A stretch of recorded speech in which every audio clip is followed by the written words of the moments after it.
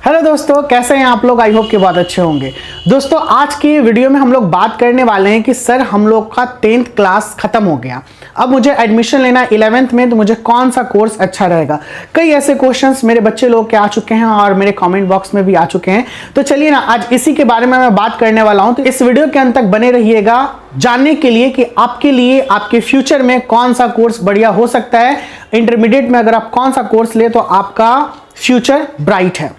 तो दोस्तों, अगर अभी तक आपने मेरे चैनल को सब्सक्राइब नहीं किया तो सबसे पहले सब्सक्राइब कर लो और बेल आइकन को प्रेस कर दे, ताकि इसी तरीके का अपडेट और वीडियोस जो आपके लिए बेनिफिशियल हो वो हमेशा मिलते रहे। मैं बात करता हूं सबसे पहले साइंस स्ट्रीम की। Science stream is a very vast stream.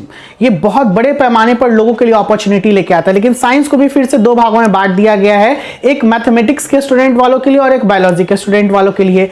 Mathematics का क्रेज बहुत पहले से चलते आ रहा है, यानी लोग इंजीनियर अगर बनना चाहते हैं या इंजीनियरिंग सेक्टर में जाना चाहते हैं, टेक्नोलॉजी के फील्ड में जाना चाहते हैं, तो वो मैथ्स लेते हैं। इसका रेशियो क्या है, अगर मैं बात करूं अभी जो इंजीनियरिंग के सेक्टर हैं, इनमें बहुत ऐसे स्टूडेंट जो हैं वो अपने डिग्री को लेकर बैठे हुए हैं और उनको एक बेहतर अपॉर्चुनिटी नहीं मिल रहा है। वो लोग भी कई ऐसे काम कर रहे हैं जो नॉर्मल पीपल भी कर रहे हैं। तो यहाँ पे आपको ये समझना होगा कि अगर आप साइंस मैथ से कर रहे हैं तो आपके लिए कुछ बेहतरीन ऑप्शंस हैं आपके फ्यूचर में, लाइक सॉफ्टवेयर इंजीनियरिंग। आप एयरफोर्स में भी जा सकते हैं, वहां पर भी मैथ्स और इंग्लिश का बहुत ज्यादा वैल्यूएशन होता है और इसी के एग्जाम के पैटर्न के थ्रू आपको एयरफोर्स में आपको शामिल किया जाएगा, या फिर आप आर्मी से रिलेटेड में बहुत सारे जॉब में जा सकते हैं अगर आप स्टार्टिंग में करना चाहते हैं, क्योंकि इस 19 ईयर्स तक की वैलिडिटी होता है। उसके बावजूद आपको अगर यहां से मैथमेटिक्स के फील्ड में और जाना है तो वहां पे फिर आपको इंजीनियरिंग एक बहुत बड़ा स्कोप नजर आता है। उसके बावजूद भी बहुत सारे हैं जो मैं लास्ट में आपको बताऊंगा कि तीनों कोर्स लास्टली आके कहां पे मिलते हैं। अगर आप मैथ से साइंस कर रहे हो तो वो फिर आगे जाके आपका एक जो वे लेगा वो इंजीनियरिंग का वे लेगा, और वो इंजीनियरिंग में आप बीटेक कीजिएगा, एमटेक कीजिएगा, और उसके बाद भी बहुत गोल्डन अपॉर्चुनिटी है। लेकिन मैं कहूंगा कि सॉफ्टवेयर सेक्टर्स में जाइएगा तो वहां पे आपका बहुत बड़ा करियर है और बहुत ब्राइट करियर है। अब मैं बात करता हूं बायो को लेके। देखिए, इन दिस डेज अभी के ट्रेंड में प्रीवियस 2 to 3 इयर्स जब से कोविड-19 आया है, और कोविड-19 से पहले ही मेडिकल का क्रेज बहुत ज्यादा है। मेडिकल में बच्चे लोग बहुत आना चाहते हैं, लेकिन फी को लेके कहीं ना कहीं वो अपने आप को पीछे खींच लेते हैं। लेकिन अब हमारी गवर्नमेंट की बहुत ज्यादा पॉलिसीज जो आ रही है वो फी को तो एक दरकिनार कर रही है। अब सबसे बड़ी बात आती है गवर्नमेंट मेडिकल कॉलेज और प्राइवेट मेडिकल कॉलेज के, जहां पे फी का बहुत बड़ा गैप है, एक बहुत बड़ी खाई है। इसे कम करने की गवर्नमेंट कोशिश कर रही है। तो अब मैं डायरेक्टली कोर्स के ऊपर बात करता हूं कि अगर आप 11th 12th में आके, इंटरमीडिएट में आके अगर बायो से अपने कोर्स को कंप्लीट करना चाहते हैं तो यहां पे आपका करियर कैसा रहेगा। यहां पे करियर आपका बहुत ही ब्राइट है। क्यों?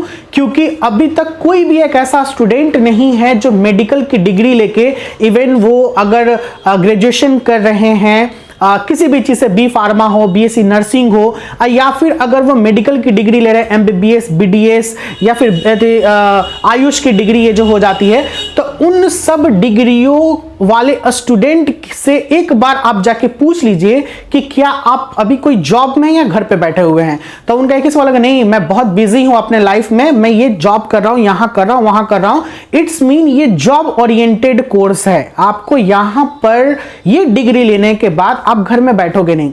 सबसे पहले बात तो कि आपका ये डिग्री लेते हुए ही आपका कैंपस प्लेसमेंट हो जाएगा, कैंपस सिलेक्शन हो जाएगा, और यहां तक इवन आप जहां से डिग्री ले रहे हो शायद वही हायर कर लेंगे आपको, क्योंकि इसका बहुत ही ज्यादा रिक्वायरमेंट है और हमारे पास नंबर ऑफ कैंडिडेट जो ये डिग्री वाले बहुत ही कम है। तो आप ऑब्वियस से ये समझ सकते हैं कि जो बहुत ज्यादा कम है उसका बहुत ज्यादा डिमांड है, और जो बहुत ज्यादा है। अब मैं बात करता हूं इंजीनियरिंग की डिग्री वाले होल्डर्स को। अभी के समय में मैं कहूंगा कि अगर मैथमेटिक्स और अदर से इंजीनियरिंग करने वाले मोस्ट ऑफ स्टूडेंट जो हैं वो डिग्री लेकर बैठे हुए, बीटेक की डिग्री लिए हुए हैं, और वो कॉम्पिटिटिव और भी अदर्स एग्जाम दे रहे हैं, जैसा कि आप बहुत सारे न्यूज में भी देखते होंगे। तो आखिर बीटेक का डिग्री क्यों? अगर हमको कॉम्पिटिटिव में ही जाना है तो मैं क्यों 10 और 15 लाख रुपए मैं बर्बाद करूं और बीटेक का डिग्री लेके कॉम्पिटिटिव में जाऊं या फिर नॉर्मल जॉब करूं? क्यों ना एक नॉर्मल तरीके से ग्रेजुएशन करूं, या 10,000 में हमारा ग्रेजुएशन कंप्लीट और फिर हम कंपटीशन का तैयारी करें। तो यहाँ पे वेस्टेज ऑफ मनी है।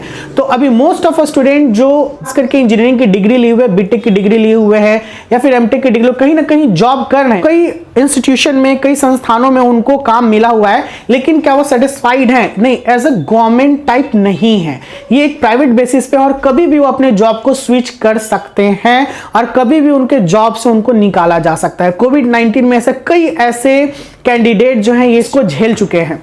तो मैं कहूंगा कि अगर आप मैथमेटिक्स से परस्यू करें तो प्लीज आप डाटा थोड़ा देखिए कि डाटा इंजीनियरिंग का आगे फ्यूचर में हमारा स्कोप क्या है और कितने डिग्री होल्डर्स जो हैं उनको जॉब मिला है। तो 90 to 95% जो स्टूडेंट हैं अभी के, यानी प्रीवियस कुछ सम ईयर्स यानी 10 ईयर्स, अगर एक डिकेड में हम लोग बात कर ले तो मोस्ट ऑफ इंजीनियरिंग प्रोड्यूस हुआ है हमारे कंट्री से, हमारे देश में, लेकिन सभी को एक बेहतर जॉब नहीं मिल पाया है। कई ऐसे जो है वो डिग्री लेकर बैठे, अगर इलेक्ट्रॉनिक्स से कर रहे हैं, मैकेनिकल से कर रहे हैं, सिविल से कर रहे हैं, लोग ये डिग्री लेते हैं बिल्कुल क्योंकि हमारे गवर्नमेंट के पास इतने बड़ा सेक्टर नहीं है कि सबको वो फिलफिल कर ले। और नंबर ऑफ कैंडिडेट जो प्रत्येक साल इंजीनियरिंग पास करते हैं वो रियली 3 to 5 लाख के करीब में वो तो पास करते ही हैं, जो एक तरीके से, लेकिन क्या 3 से 5 लाख को जॉब मिल जाता है प्रत्येक ईयर? नहीं, ये असंभव है। उसी तरीके से हमारे मेडिकल फील्ड में भी है, मेडिकल फील्ड में निकलता है, लेकिन यहाँ पे इतना ज्यादा बोलबाला है हर एक चीजों में कि वो तुरंत उनको मिल जाता अपॉर्चुनिटी, वो अपना प्राइवेट क्लिनिक भी खोल लेते हैं, वो अपना प्रैक्टिस भी करते हैं, गवर्नमेंट तरीके से, प्राइवेट तरीके से, दोनों तरीके से वो पैसा अर्न करते हैं। यहां तक कि वो फॉरेन में चले जाते हैं, उसका बात भी अलग है। कितने लोग तो पढ़ के फॉरेन चले जाते हैं, फॉरेन में पढ़ाई करते हैं, वहीं पर प्रैक्टिस करते हैं और वहीं पे सेटल हो जाते हैं।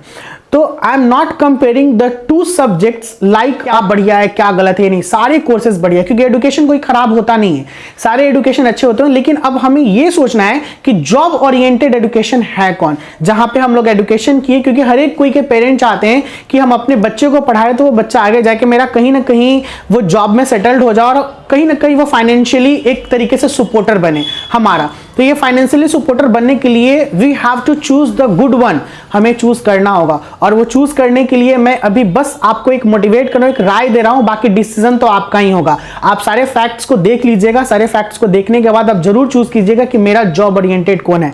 Engineering is a very good sector but you go ahead in the software industries. Software engineering अगर आप बनते हो तो वहां पे बहुत बोलबाला है और अभी ट्रेंड में भी चल रहा है। भाई अगर आप मेडिकल फील्ड में आते हो तो मेडिकल फील्ड आपके लिए एक बहुत ही बड़ा अवसर लेके रखा है और इस चीज को लेके करने के लिए आपको लेना पड़ेगा फिजिक्स, केमिस्ट्री एंड बायोलॉजी। उसके बाद मैं बताऊंगा कि आखिर इसमें कितने सारे करियर हैं, क्या हम लोग इसमें बैठे रहेंगे या फिर तुरंत जॉब में आ जाएंगे।